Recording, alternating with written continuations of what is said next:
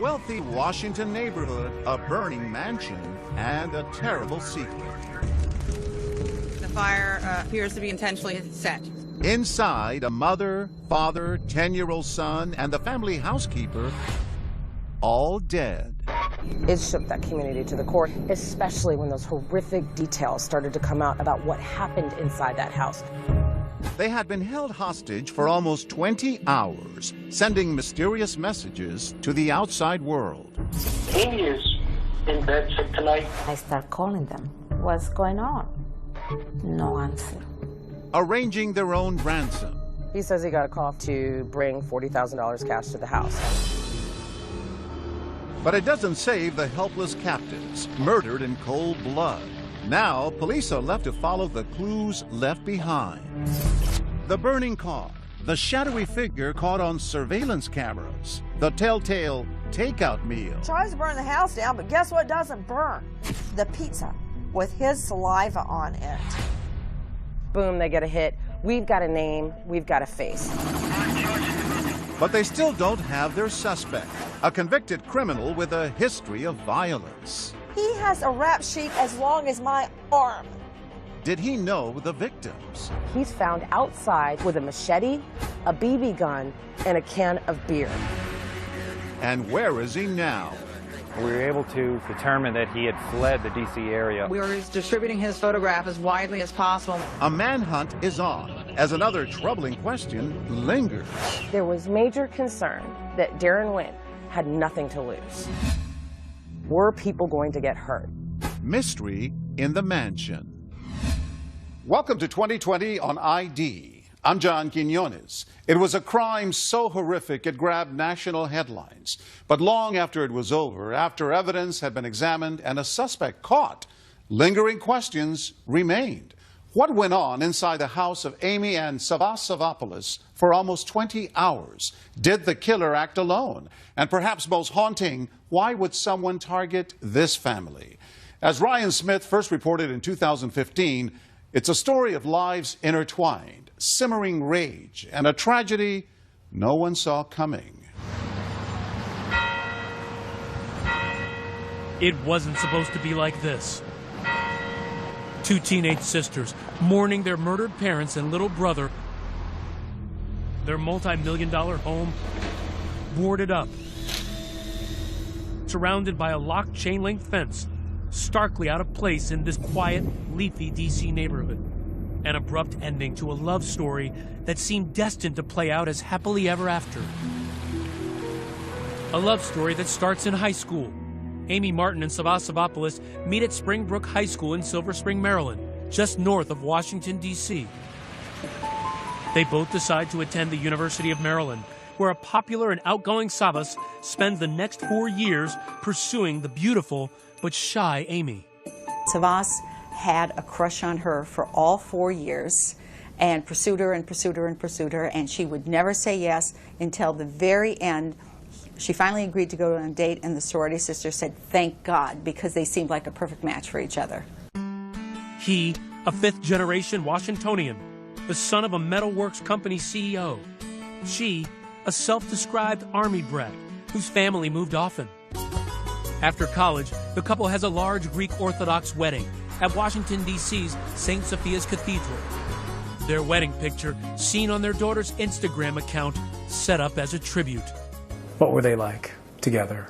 They love each other. Yeah, Their housekeeper of 2 decades, Nelly Gutierrez, says the Savvopoulos were the picture-perfect couple. In my 19 years, 20 years working for the family, they never fight. They were so good together. He really loved Amy, very, very deep.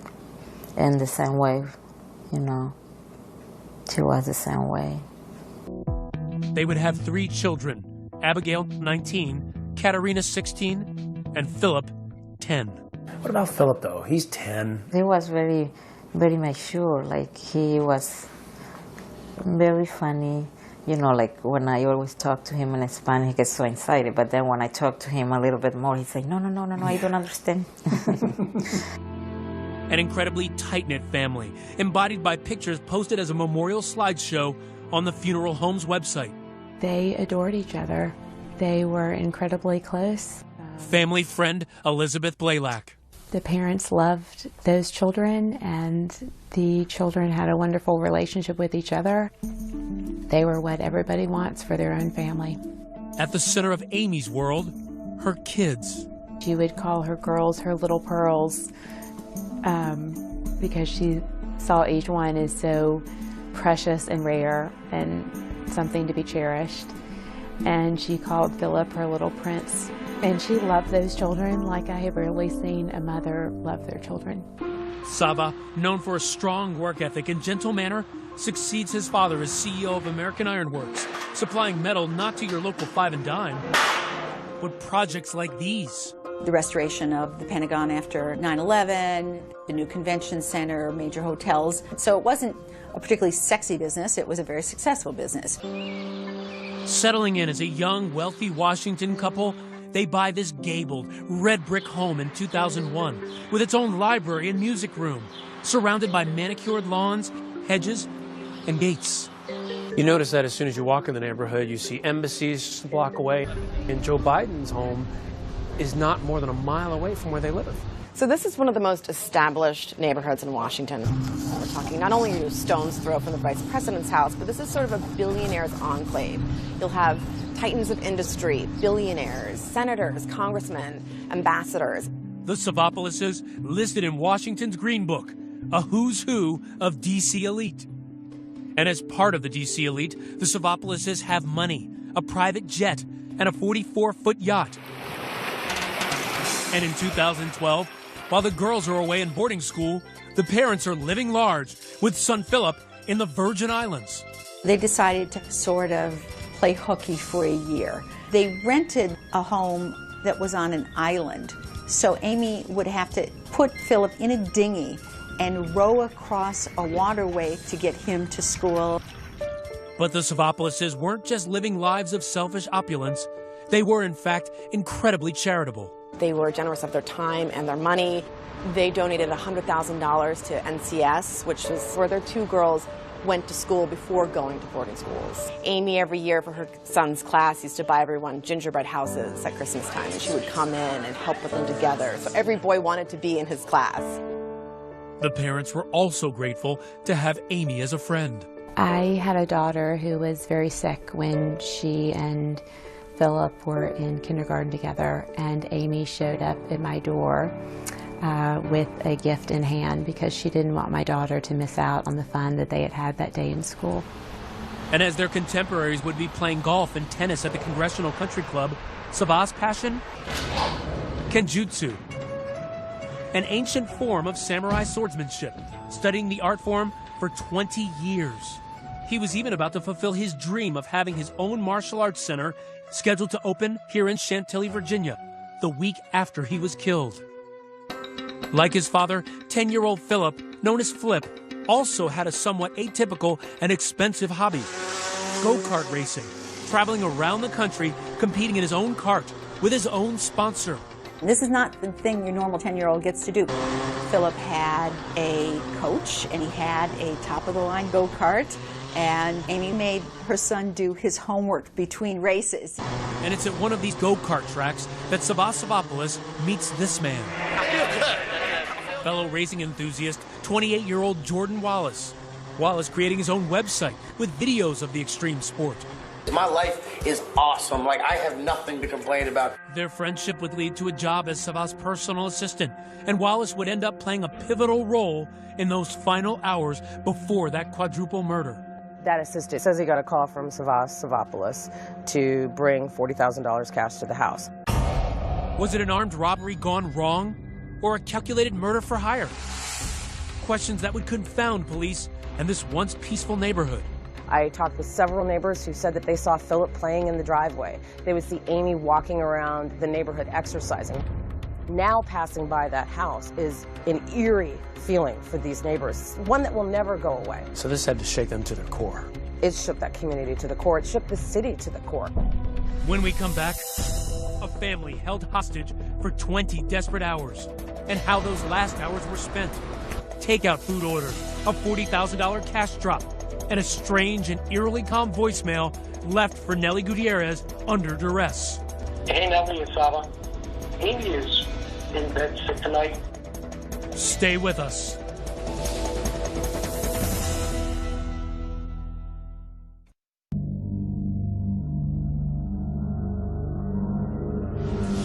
It's Wednesday, May 13, 2015, around 6 p.m. As Washington, D.C. is closing for the night and people are sitting in traffic, the Savopoulos family, with their teenage girls away at boarding school, are trying to survive the most desperate night of their lives. It begins that afternoon with a terrifying home invasion. Also inside the mansion, the family's housekeeper, Vera Figueroa. She had been with the Savopoulos family since her friend and the family's other housekeeper, Nellie Gutierrez, got her the job. You helped her work with the Savopoulos family, right? Yes, and I took her over there. And it was like almost 5 years ago. So tell me about Vera. What was she like? She loved her job.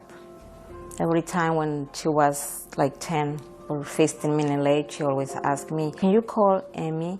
And I said, "Don't worry, it's 10, 15 minutes, it's okay." But she was always wants to be on time. She was so responsible. That Wednesday, Vera was supposed to leave work around 3 p.m. But by 5, her husband, Bernardo Alfaro, has not been able to reach his wife. He tells WJLA reporter John Gonzalez he begins to worry. He goes home, starts calling her nonstop on her cell phone until the cell phone really stops ringing. Around 9 that evening, one of the captives, Sava Savopoulos, leaves a voicemail telling Gutierrez not to come in the next day. Sava, I hope you get this message. Amy is in bed sick tonight, and she was sick this afternoon, and Vera offered to stay and help her out, so she's going to stay the night here. But Gutierrez won't get the message until the next morning. Also around 9 p.m., the strangest call by far, a call for a food delivery. We can confirm that we made a delivery to the house. Police say it's Amy Savopoulos calling Domino's Pizza. She orders 2 pies, gives a credit card number, and special instructions. Don't ring the doorbell. I'm caring for a sick child. Just leave it on the front door. The Domino's driver says the porch light is on, but the house is dark. As instructed, the driver leaves the pizza, rings the bell, and drives away, taking with him an opportunity to end the ordeal for the terrified people just inside. There were things that happened that, of course, now we can look back on and say, what if? Unbelievably, somebody in that house in these dark and brutal hours has an appetite, gobbling up most of the pepperoni pie, leaving a crust or two. Legal consultant Nancy Grace has followed this case. To think that the killer actually ordered and ate a pizza during the middle of all this? I couldn't even eat after I heard about it. This guy's eating a pizza in the middle of it. That night, Sava Savopoulos calls his assistant, Jordan Wallace, the man the family met at that go-kart track, making arrangements for a package to be delivered to the mansion the next morning. Longtime crime reporter Jennifer Donnellan has been covering the story for ABC affiliate WJLA. Tell me about the call the assistant got. He says he got a call from Savopoulos to bring $40,000 cash to the house. Police say that Wallace responded by text. "Got your message. I'll call once I get the package." The longest night passes on Woodland Drive. As Thursday dawns, housekeeper Vera Figueroa's husband, after working an overnight shift, finds his wife still not home. He goes to the mansion looking for her. Knocks on the door, rings the doorbell, nothing. But it's interesting. He says, it felt to me like someone was inside. Could he hear them? He just says he heard like noises, like someone shuffling inside. Just then, his phone rings. It's Sava Savopoulos inside the house. They're just a few feet apart. He says, "Lito, I'm sorry I didn't call you last night. Vera stayed the night with us." And he said that he was apologizing profusely. So the husband, a little more satisfied with that, the fact that he's heard from someone, he goes home. Meanwhile, Nellie Gutierrez hears a message from Sava. She listens to the one he sent her the night before, telling her not to come to work. She tries to call back and attempts to reach Vera. When I got that message, I was thinking, and I start calling them. So I call her and I say, "Hi, Vera, what's going on?" No answer. That morning, the next phase of the plan becomes apparent. Jordan Wallace meets another employee at a bank near Savopoulos' company, American Iron Works. He gets 4 neat stacks of $100 bills, 40 grand, calls his boss for further instructions. Savopoulos tells his assistant to bring the cash to his house, come into the garage, the car is unlocked. Not to give it to him, but to put it in a car, which you would think would set off alarm bells. And then you wonder, why didn't that person call police? Before Wallace makes the drop, police records show he sent a text at 9 a.m. to a woman with a picture of the cash. The woman responded, "Damn, I wonder how much it is." Wallace replies, "40." Wallace heads to the Savopoulos home and drops the cash on the driver's seat of a red sports car. At 10:26 a.m., Wallace sends this text message to his boss. "Package delivered. The cash is dropped, but for some reason, that doesn't stop the crime. Police say the killing begins." We were getting source information that there was blunt force trauma to the bodies, that there were stab wounds to the bodies, that the bodies also had been tied up. The family's terrifying final moments alive, pieced together from police documents and ABC News sources. The three adults, Savah and Amy Savopoulos and Vera Figueroa, are held in an upstairs bedroom. The women are restrained. Savah is not. Why do you think they moved the victims upstairs?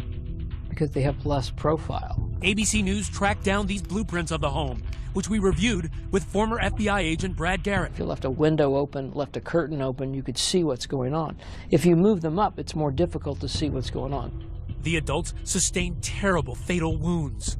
They were hit and stabbed. Police revealing a baseball bat with what appeared to be blood on it was discovered in the room. The little boy, Philip, separated from the grown-ups in another bedroom. The son is where it appears, according to court documents, is where they set that fire.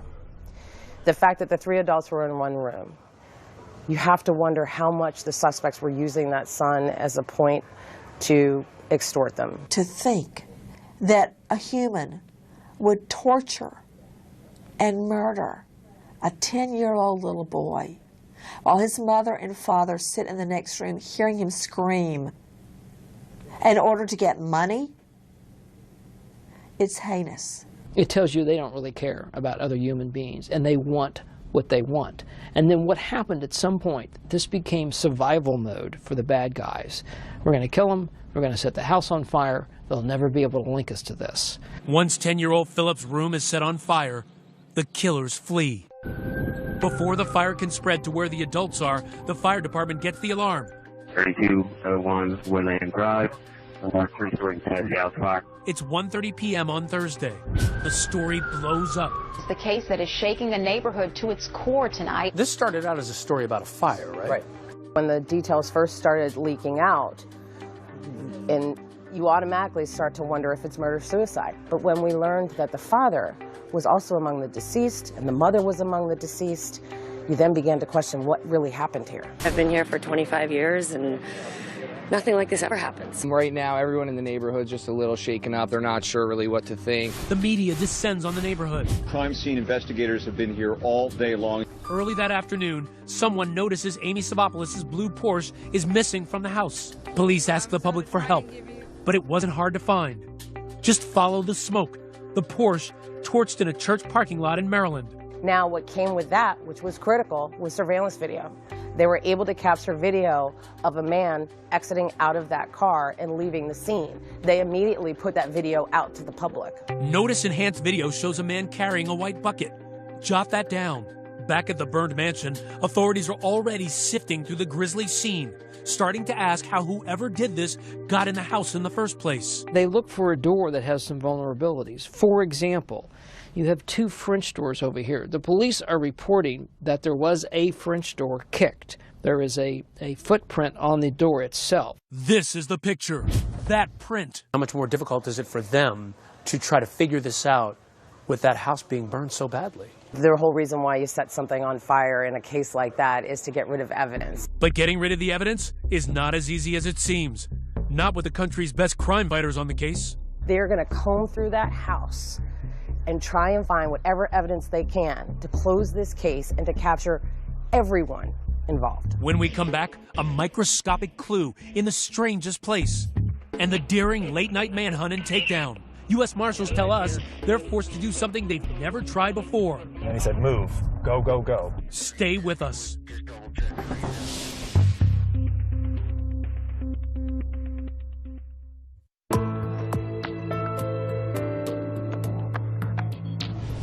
Almost immediately after the murders of the Savopoulos family, a trail of voicemails and texts has helped law enforcement put together a timeline of their final hours. But police still face the most difficult task of identifying who killed the family. As Ryan Smith reports, they're about to get a very big break. Police are on the scene of a deadly house fire. 4 people were found dead inside. It is the case that is shaking the neighborhood to its core tonight. If the fire at 3201 Woodland Drive in Washington, D.C. had burned faster, if the Washington, D.C. firefighters had responded a little slower, the key evidence in the case might have been destroyed. The killer or killers of Sava, Amy and Philip Savopoulos, and Vera Figueroa might have gotten away with that terrible crime and those stacks of $100 bills.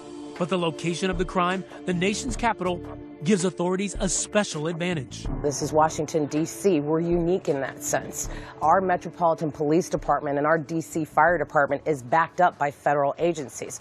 The arson task force at the mansion includes the ATF, which boasts perhaps the one lab in the country best equipped to extract DNA from fire-damaged evidence. Greg Zarnopis is the deputy assistant director who runs the lab. Typically, we're looking at debris from a fire scene. This is where that strange delivery, the Domino's pizza, and those discarded pieces of crust comes back to bite the mansion home invader. A slice of pizza crust broke this case wide open. Crime scene specialists recover the leftover crusts. Nothing more than household garbage to you and me, but for them, the perfect serving of prime evidence. The crime scene detectives go inside that house. They see 2 boxes of pizza, slices of crust still inside the box. They rush the crust to the ATF lab, working around the clock. Looking at food, when someone takes a bite of it, we could see if there's any DNA present. Todd Bill, an ATF analyst, lifted the DNA profile off that pizza crust. If there's something like in this situation where there's a violent offender, we can call the FBI and they will do a immediate search for that profile. I have never seen a DNA hit turned around that quick. Never. Tuesday, May 19th, only 5 days after the fire and the murders, a breakthrough. Boom, they get a hit. We've got a name, we've got a face. Darren Wint, 34 years old, big muscles and a rap sheet as long as his dreadlocks. His DNA was on file because of that lengthy criminal record, and now we knew at least one person who was allegedly inside that house. Now all they have to do is find him. Thus begins an intense 48-hour nationwide manhunt. From what I understand, the cars were right over here. Robert Fernandez with the U.S. Marshals Service is part of the task force now hunting for Wint. We try and draw a picture of relatives, locations where he's lived, friends, patterns of life. They do this massive trail. It is an unbelievable investigation with the best in the business. Then, exactly 1 week after the family had been taken captive in their mansion, authorities get a line on Wint. We were able to determine that he had fled the D.C. area. Allegedly loaded with thousands in cash, they say he chooses to travel by bus 200 miles north to Brooklyn, New York. And that's his girlfriend's apartment, right? That's his girlfriend's apartment. They deploy. Police have identified the suspect accused of killing 4 people, and they think he is in our area. But they're too late. He saw himself on the news, from what we understand, and then fled the area. And you just missed catching him. That's right. Wint hires a livery cab and amazingly heads right back to the epicenter of the manhunt, Washington, D.C. We are distributing his photograph as widely as possible. As the dragnet tightens, everyone worrying about one thing: the danger. There was major concern that Darren Wint had nothing to lose. Were people going to get hurt? A week after the murders and fire at the Savopoulos home, U.S. Marshals tracked the group to a Howard Johnson's in the D.C. suburb of College Park, Maryland. We were getting tacked out, we call it. We have all the gear, helmets, the ballistic shields, the robots, we have rifles. We were making a plan to make entry once we determined what hotel room he was in. You're going in ready for anything. That's right. And immediately, a surprise. The U.S. Marshals advance team notices Wint leaving the hotel, but he isn't alone. That advance team radioed to us where they had a suspicion that he was in one of 2 vehicles that were right over here. In one of those vehicles, Wint and 3 women. In the other, 2 more men. At that moment, both of those vehicles left and turned northbound. Didn't see that coming. Not at all. But we're ready to roll with it. Authorities tail the group, now traveling in a 2-vehicle caravan, a box truck with North Carolina tags, followed by a white Chevy Cruze. How many cars are following him at this point? Altogether, it could have been 25, maybe 30 vehicles. What kind of risks are you thinking? Somehow they separate, somebody jumps out of the car and runs. We've chased a lot of people, and it's easy to disappear at night. At one point, the truck and car make a sudden U-turn, but apparently still do not know they're being followed by a small army of police. Moments later, authorities spring the trap, employing a daring maneuver to stop the cars cold. It's called a vehicle pin blocking maneuver. The marshal's cars surround the white Chevy and the box truck on all sides, and on the commander's go, the front car reverses, the rear car speeds forward, and 4 more cars surround the target vehicles on all sides. Basically, pinning the car at 4 points and immobilizing it. It's a tactic the marshals have never tried with a vehicle as large as a box truck. So you had to do something you had never done before. That's right, that's why I wanted the helicopter. Air support is called in from Prince George's County PD, and the marshal in command on the ground waits for the perfect moment. We finally got to the red light, and he said, "Move, go, go, go." I went around and blocked off the truck. I could see the drivers of the truck and the passenger just stopped. They were looking in their mirrors. They saw the lights, and they put their hands up. Immediately? Immediately. I think they were completely and totally startled and surprised. So this is where it happened? Yeah, right here. In the rear passenger seat of the white Chevy, Darren Wint, trapped. He followed commands. He got out. He crawled. He got on the ground. He was immediately handcuffed and brought over to a police vehicle, and he didn't say a word. People were coming out of their homes. You could hear people asking to each other as they stood on their porches, "Is it him? Is it him?" The fact that this went down without incident, as they say, was a huge relief for everyone involved. In the car Wint was driving in, police report finding clothing, an iPad, 2 knives, cash, and thousands of dollars in money orders. And in the box truck, even more cash. What did you see? Well, in the truck, I saw in the side compartment of the passenger door a big wad of cash, and it was $100 bills. You could tell it was hundreds. Police say one of the people stopped with Wint converted at least $10,000 into those money orders. It was the end of a painstaking 48-hour manhunt, no sleep. The nation has quite frankly watched the search go from D.C. to New York, now back here to the D.C. area, and now he is in custody. Wint appears in Superior Court the next day, charged with first-degree murder while armed. What was interesting to me, the capture, instead of almost answering questions, led to even more questions. Why? People kept saying, there's no way he did this by himself. He couldn't pull this off on his own. No way. I don't think he's got it up here. The community wanted to see everybody who was responsible locked up at once, case closed. But this case is not closed, not by a long shot. When we come back, a man who came face to face with Darren Wint at the wrong end of a knife. His memories of how he wields a weapon during an attack and how he lived to tell. Stay with us.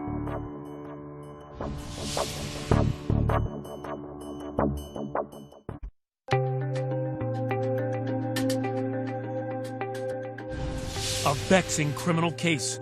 4 people murdered. The house apparently torched to destroy any clues. But some evidence seems to have survived the blaze. A search warrant reveals hair, DNA, and fingerprints were removed from the scene.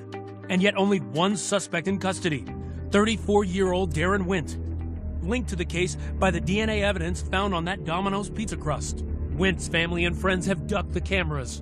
But out of the blue, a new player emerges. His former attorney, Robin Ficker, who takes the national stage to go out on a limb for Wint with outlandish observations. He never eats pizza. He doesn't like pizza. The bombastic Ficker makes sweeping statements about the innocence of a man he defended on a handful of traffic tickets. I know him to be a kind, gentle, non-aggressive person, someone you wouldn't mind your grandmother going to lunch with. Mr. Ficker says that he's really a gentle giant, that you'd want to sit down and have tea with your grandmother. Well, not my grandmother.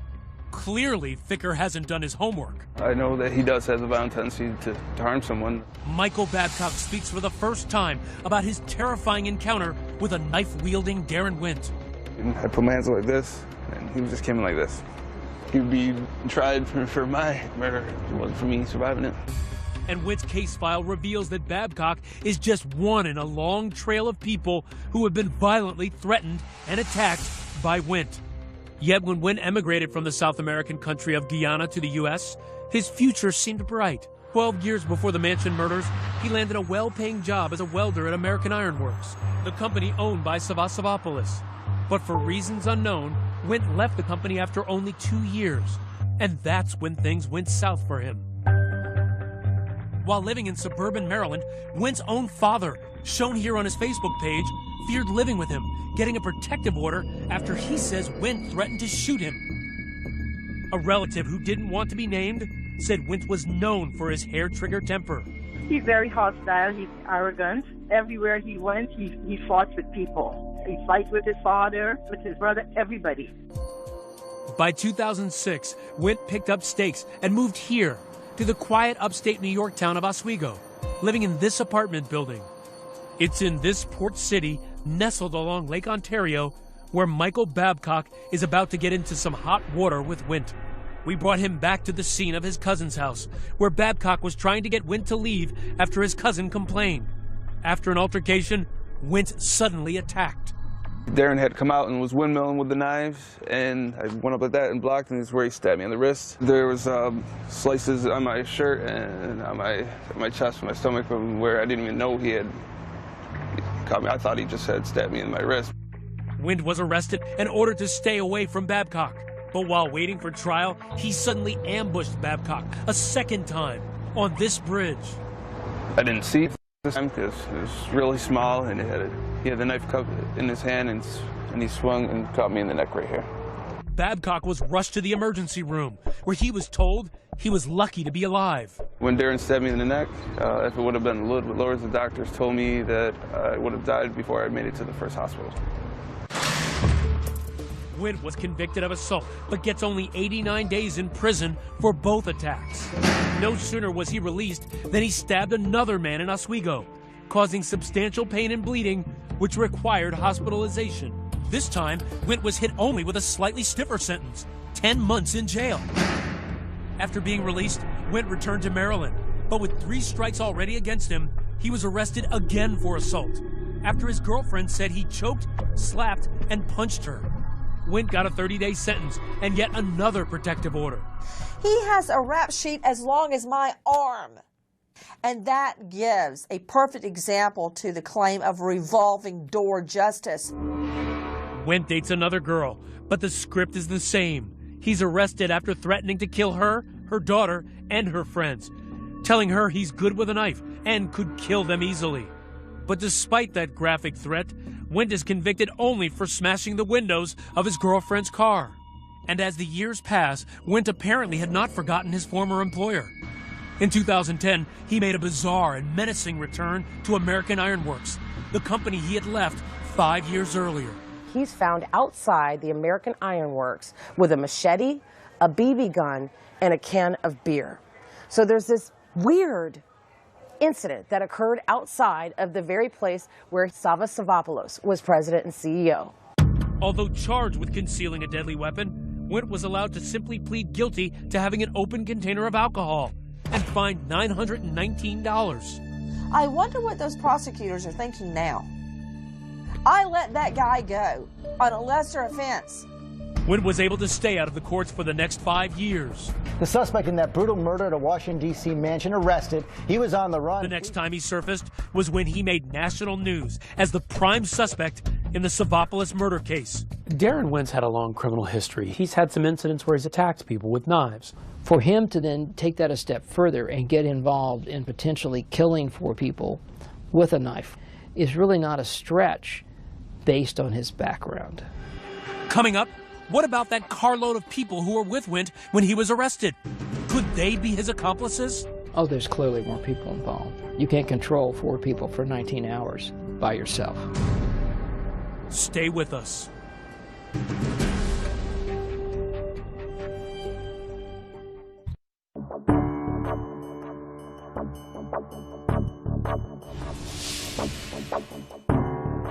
We also are learning new information. Authorities believe more than one person may have been involved. He did not act alone, mark my words. 1 month after that horrific night on Woodland Drive, that's the big mystery. Was someone else involved? Though Mr. Wendt is now incarcerated, our work is not done. I was in the FBI for 30 years. I worked a lot of home invasions. It just doesn't make any sense that one guy could control 4 people for almost around the clock. Confine them, constrain them, brutalize them, and then set them on fire. Investigators are continuing the hunt for those accomplices, but where to look? Did Savas have enemies? No. Not that you saw. No. Nellie Gutierrez worked as a Savapolis family housekeeper. Says she's known the family for 20 years. Very good family. They were so nice, very good, happy about life. With the potential for violent accomplices still at large, there are several unanswered questions that we know of. Number 1, motive. I'm not totally convinced that it was just about money. You have a guy that's a millionaire, lives in a beautiful $5+ million house. You're going to ask for 40 grand? I mean, none of that works for me. It was a mansion. It was loaded with expensive stuff, expensive jewelry, electronics.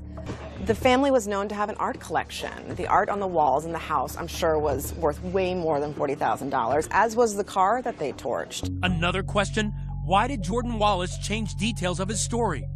Remember Wallace, who posted these videos on his enthusiasm for go-kart racing? Savapolis met Wallace working at the go-kart track, where he coached 10-year-old Philip in racing. Now hired as assistant and driver to Savapolis, he was tasked with delivering the $40,000 in cash to the house that horrible day. Yet when questioned about his role in dropping off the cash, police say he changed his account. And the big question is why? Why are there these inconsistencies in his story? First, the timing. He tells investigators Savapolis' instructions to bring the money came on Thursday, the day of the murders. But then police read a text on his phone and see that contact actually happened the night before. Then after detectives confront him with a text message and show that, no, that's not the way it happened. And he says, yes, you're right. And he tells a different story. Wallace also said at first he was given the money in a manila envelope, yet later changes that to a red bag. And finally, he claims to have found the keys and unlocked the Savapolis car where he had been told to leave the cash, yet later admitted it was unlocked when he arrived. And while they may not be serious discrepancies, they are discrepancies, conflicts, nonetheless. And that raises a red flag. But you have concerns when people flip-flop as to what's, is it this willful because they had some involvement? Are they confused? Or do they just not understand the question? I mean, people lie for a lot of different reasons, other than they had some involvement in the crime. So unless there's a tie, unless they're convinced he's connected to Wendt and other people they believe are involved in this case, then you don't really have anything. The proof is in the pudding. He has not been arrested yet, nor has he been named a suspect. Wallace has a clean record. We found just one traffic ticket to his name and seemed to love his job, posting this photo on Instagram from inside Amy Savapolis' Porsche. Another day on the job. My office today is pretty nice. Breaking news overnight. The suspect in that brutal murder at a Washington, D.C. mansion arrested. 5 others arrested with him. Our next open question, who were the others arrested with Darren Wendt? And why were they quickly let go? Why, at the very least, you didn't charge them with aiding and abetting a fugitive, because they obviously were with him. Because the idea that they don't know anything about what happened in that mansion is just pure fantasy. Police find a large stack of hundreds in the truck, cash and money orders in the Chevy, and one occupant admits to buying at least $10,000 in money orders. At this point, we only know the name of one of Darren Wendt's 5 companions that day, his brother, Daryl Wendt. It's still unclear to me how those people got released within a few hours. It does give you the potential mechanism then to track them. Who do they talk to? Who do they call? Who do they visit? All of the things that may lead you either to further corroboration they had some involvement or to somebody else in the crime. Finally, is the burning Savapolis Porsche a clue that there are other suspects? It had been driven from the murder scene and found about 15 miles away. At one point, someone was seen driving this Porsche that had short, close-cropped hair, but Wendt has long hair, long dreadlocks. What does that tell you? It's always sounded like to me that somebody else drove that Porsche to that location, and that that's another player. And remember that man caught on surveillance video fleeing the burning car? That white bucket we pointed out earlier could be another important clue. We noticed that it's similar to these buckets, found by police searching the home of Darren Wint's parents, the very place he'd been living at the time of the murders. Also found in the burnt Porsche, a lime green construction vest, perhaps like this, that matches several more found in the garage of the charred house. Maybe they used that as a ruse to get in the house. I mean, if they knocked on the door and the housekeeper answered and they said, you know, we're from the gas company and we think you have a gas leak, she's probably going to let you in. I asked housekeeper Nellie Gutierrez if those vests could have belonged to the Savopoulos family. Did you ever see anything like that when you were there? No. Meanwhile, moving trucks appeared at the Savopoulos house, clearing out the belongings of lives cut tragically short. And the surviving daughters, Abigail and Katerina, returned perhaps a final time to what was once their home, now the crime scene of their nightmares. What do you say to the Savopoulos' teen daughters? That I love them. Nellie Gutierrez, who helped get her fellow housekeeper Vera hired, now misses her and the rest of the family every day. It's very hard. And sometimes people, they don't realize that how hard it is when you care for a person like Amy or this family. They are my friend. And I learned a big lesson, so many lessons after this, that life is very short. Because today is today and tomorrow you never know what's going to happen.